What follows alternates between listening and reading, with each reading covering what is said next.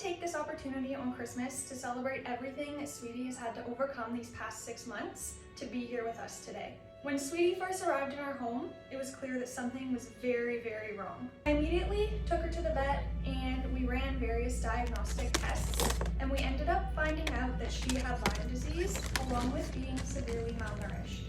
So we began her on treatment for Lyme disease, and while some symptoms improved, other symptoms worsened, and she was so sick and in so much pain to the point that she could barely even walk. At this point, it was starting to look like the most loving option for Sweetie was going to be humane euthanasia. And as hard as this was, I knew that she didn't deserve to suffer the way that she was. It felt like all hope was gone.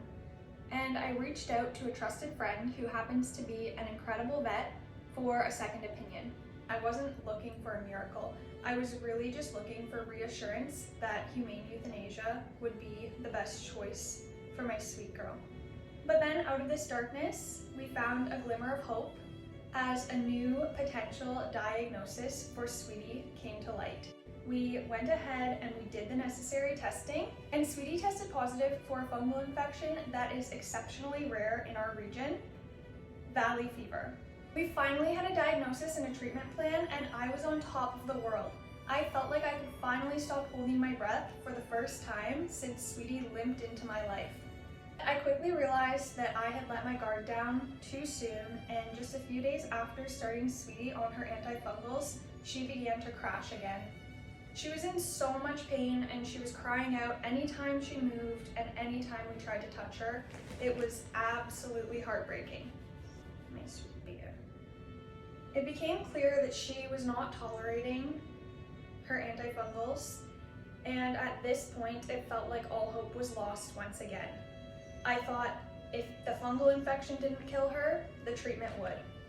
But through so much pain and suffering, Sweetie never stopped fighting, and she gave us no choice but to keep fighting alongside her. With our incredible support system, we were able to develop a new treatment plan for Sweetie, one that she was able to tolerate, and for the first time in months, Sweetie started to live her life without pain. Through the months that followed, Sweetie continued on her antifungals, and it was an emotional roller coaster full of highs as she continuously improved, along with some lows as new scary symptoms popped up. She had excessive sneezing, which caused her to experience nosebleeds, and she unfortunately contracted kennel cough, which for her ended up causing her to cough up blood. Sweetie has overcome the unimaginable.